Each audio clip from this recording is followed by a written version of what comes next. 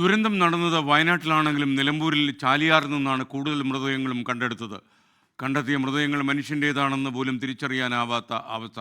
ഒന്നും മറക്കാൻ കഴിയുന്നില്ല അന്നത്തെ രക്ഷാപ്രവർത്തകർക്ക്.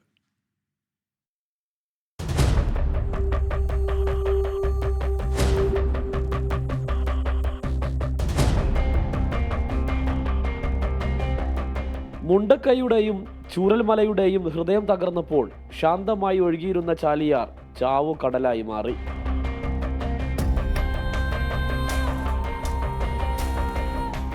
പതിവ് പോലെ രാവിലെ മീൻ പിടിക്കാനായി ഇറങ്ങിയ ആദിവാസി യുവാക്കളാണ് ആദ്യം ഒരു മനുഷ്യ ശരീരഭാഗം കണ്ടത്. പിന്നെ 2ആയി, 3ആയി, 10ആയി. അപ്പോഴാണ് മലക്ക് അകലെ ദുരന്തം നടന്നതായി അവർ തിരിച്ചറിഞ്ഞത്. എല്ലാ ശരീരവും കരക്കെത്തിച്ചു. പുറം ലോകത്തെ വിവരമറിയിച്ചതും അവർ തന്നെ.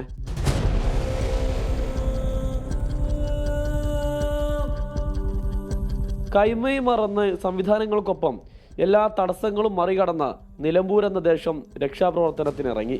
പുലർന്ന് ഒരു 5-6 മണിയോട് കൂടിയിട്ടാണ് ഒരു കുട്ടിയുടെ മൃതദേഹം അങ്ങനെ കര ഭാഗത്ത് വന്ന് കിടക്കുന്നുണ്ടെന്നുള്ളൊരു വിവരം കിട്ടിയത്. ഞങ്ങളെല്ലാം ചെല്ലുമ്പോഴാണ് അവിടെ ഒരു മൃതദേഹമല്ല, നിരവധി മൃതദേഹങ്ങൾ കണ്ടെത്തുന്നുണ്ട് എന്നുള്ളൊരു ഇത് കിട്ടിയത്. അതിദുഷ്കരമായിരുന്നു അക്കരയ്ക്ക് എത്താന്നുള്ളത് മലവെള്ളപ്പാച്ചിലിൻ്റെ ഇടയിൽ.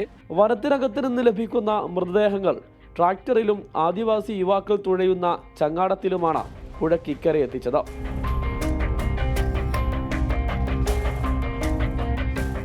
മൂന്ന് മാസത്തെ തിരച്ചിലിൽ 287 ശരീരഭാഗങ്ങളാണ് ചാലിയാറിൽ നിന്ന് കണ്ടെത്തിയത്. ഇതിൽ 20 എണ്ണം മാത്രമാണ് പൂർണ്ണമായ മനുഷ്യ ശരീര രൂപത്തിലുള്ളവ.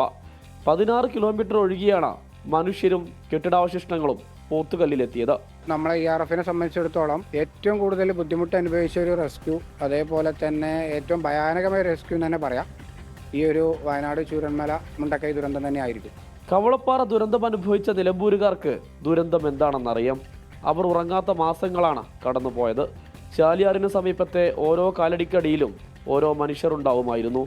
ഒന്നും മറക്കാനാവുന്നതല്ല. നിലമ്പൂർകാർ ഒന്നും തന്നെ മറക്കില്ല. സമീർ ബിൻ കരീം, 24 മലപ്പുറം. ലോകത്തെവിടെയായാലും ഏത് സമയത്തും 24 വാർത്തകളും ഓഗ്മെന്റഡ് റിയാലിറ്റി പാക്കേജുകളും എക്സ്പ്ലെയിനറുകളും വിശദമായി കാണാൻ ഞങ്ങളുടെ യൂട്യൂബ് ചാനൽ നിങ്ങൾക്ക് സബ്സ്ക്രൈബ് ചെയ്യാം.